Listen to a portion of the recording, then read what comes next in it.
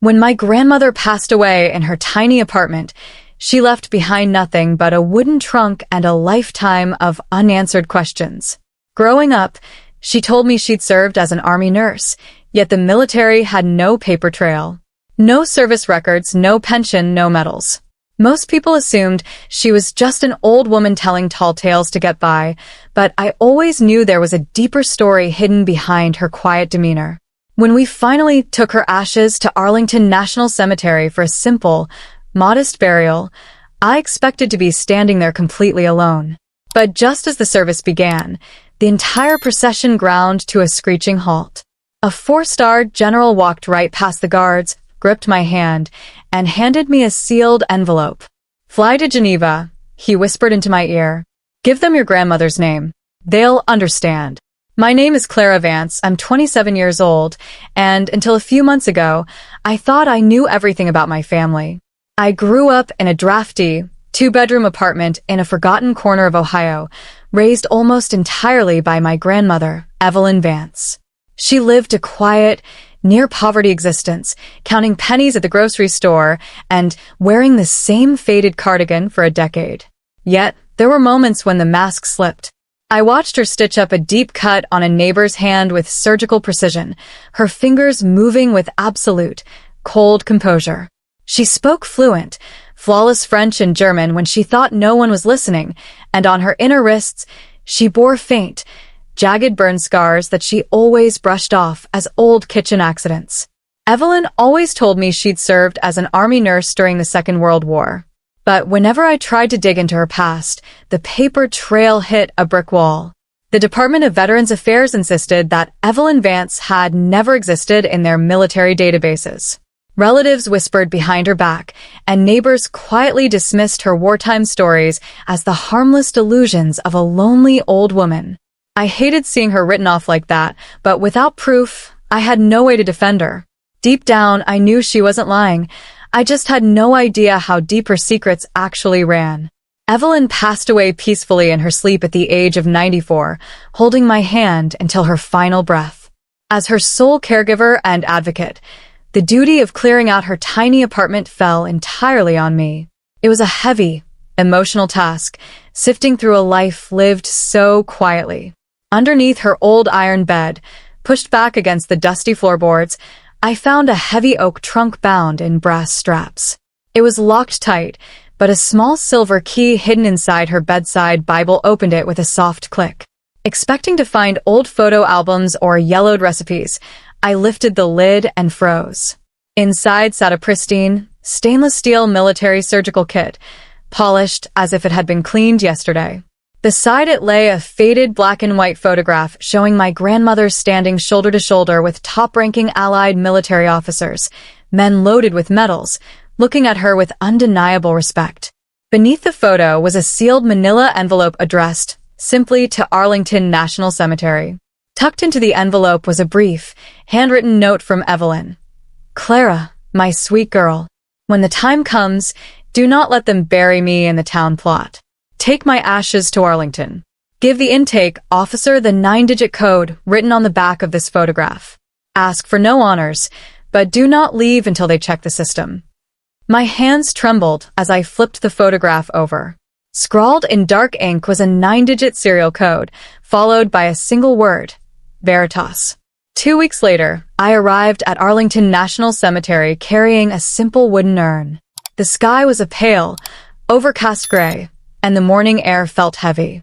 I expected a brief, lonely walk to a modest plot, entirely unannounced and completely alone, just as our family had always lived. I handed the intake officer the envelope with the 9-digit code written on the back of the photograph, half expecting him to turn me away. Instead, his eyes widened. He typed the numbers into his computer, froze, and immediately picked up his phone. Within 5 minutes, the quiet atmosphere of the cemetery completely shattered. As I walked toward the designated site, the sharp sound of tires breaking the silence echoed across the grounds. 3 sleek black sedans pulled up, blocking off the entire section of the cemetery. Armed guards stepped out, instantly halting all nearby proceedings. Out of the lead vehicle stepped a tall, highly decorated 4-star general. He didn't say a word to the staff. He walked straight past the security detail, stopped directly in front of me, and delivered a crisp, precise salute to my grandmother's urn. My heart hammered against my ribs as he lowered his hand and stepped closer. He reached out, gripped my hand with a firm, steady pressure, and slipped a heavy, sealed leather portfolio into my palm. Marked classified, Swiss Confederation. He leaned in close, his voice a low, commanding whisper. Fly to Geneva. Go to the private vaults on Rue du Rhône and give them your grandmother's name. They've been waiting 70 years for a blood descendant. They'll understand everything. I liquidated what little savings I had to buy a last-minute ticket to Switzerland. 24 hours later, I found myself standing in front of an indiscreet, unmarked stone building on Rue du Rhône, right near the freezing waters of Lake Geneva. Rain drizzled over the cobblestones as I pushed open the heavy brass doors, clutching the leather portfolio the general had given me. The bank's interior was dead silent, smelling of old paper and polished mahogany. A stern gentleman in a tailored suit approached me, his expression cold and professional. But the second I spoke the words Evelyn Vance, his composure completely shattered. He didn't ask for a password or account number. Instead, he bowed his head slightly and gestured for me to follow him down a winding spiral staircase deep beneath the city streets. We entered a high-security vault room made of reinforced steel. Before me stood a massive, brass safety deposit box equipped with a biometric scanner. The banker explained that access required a direct bloodline DNA sample, a safeguard set up decades ago to ensure only a direct descendant could open it. My heart pounded against my chest as I placed my hand on the scanner. The machine hummed softly, a green light flashed, and the heavy vault door clicked open. Inside sat a pristine set of leather-bound journals, several foreign medals of honor wrapped in velvet, and a declassified military dossier bearing the stamp of an intelligence unit that officially never existed. As I turned the yellowed pages of the dossier, the truth of my grandmother's life hit me like a physical blow. Evelyn wasn't just an army nurse. In 1942, she had been handpicked to join Unit 101, a ghost operative group created jointly by Allied forces to execute high-risk medical intelligence missions deep behind enemy lines. The burn scars on her wrists weren't from a kitchen accident. She had received them while extracting high-value defectors and downed Allied pilots through burning wreckage in occupied France. Her flawless German and French weren't hobbies. They were her lifeblood as she operated under deep cover, smuggling critical medical formulas and surgical advancements out of hostile territory right under the noses of enemy patrols. The files detailed how she personally saved the lives of 4 key Allied commanders during a clandestine field operation in 1944. Had she not performed emergency procedures under heavy artillery fire in a pitch-black cellar, the outcome of several major offensives might have been drastically different. So, why had she lived in near poverty, hidden away from the world? A signed directive from 1948 revealed the tragic final chapter. To preserve secret international peace treaties and protect her surviving family from retaliation during the early days of the Cold War, Evelyn made the ultimate sacrifice. She voluntarily signed away her identity, agreeing to have her military records wiped completely clean. She traded medals, military pensions, and national honors for absolute obscurity, living 70 years as a ghost so the world could stay safe. Armed with the original declassified files and the backing of the European vault records, I flew back to Washington. I made an appointment with the very same Department of Veterans Affairs office that had turned me away months earlier.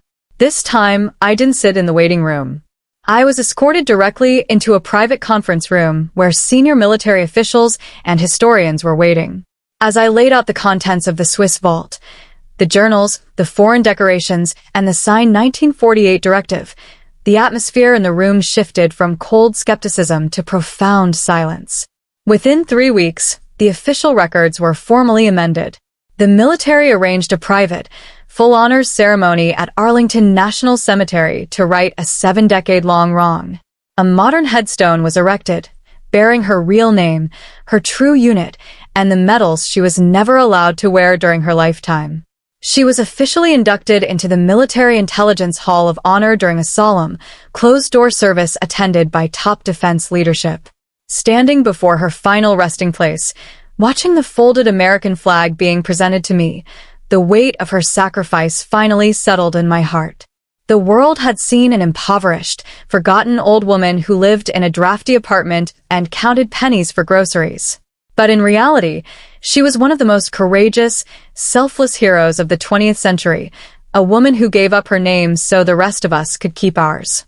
Uncovering the truth about my grandmother completely changed how I look at the world, courage, and the quiet dignity of the people around us.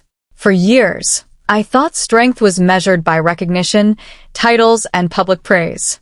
Now, standing by her rose bush back home, I realize that true strength is often completely silent, working quietly in the dark without asking for reward. It makes me wonder how many other silent heroes are living right next door to us, grandmothers, grandfathers, and quiet neighbors whose unbelievable sacrifices will never make it into history books. They carry their scars in silence, choosing love and protection over fame. Carrying Evelyn's legacy forward is the greatest honor of my life. Her story taught me that no sacrifice is ever truly lost, and even the deepest secrets eventually find their way into the light. What would you do if you discovered your quietest family member lived a double life as a secret hero? Drop your thoughts or similar family stories in the comments below, and let me know which city you're watching from today.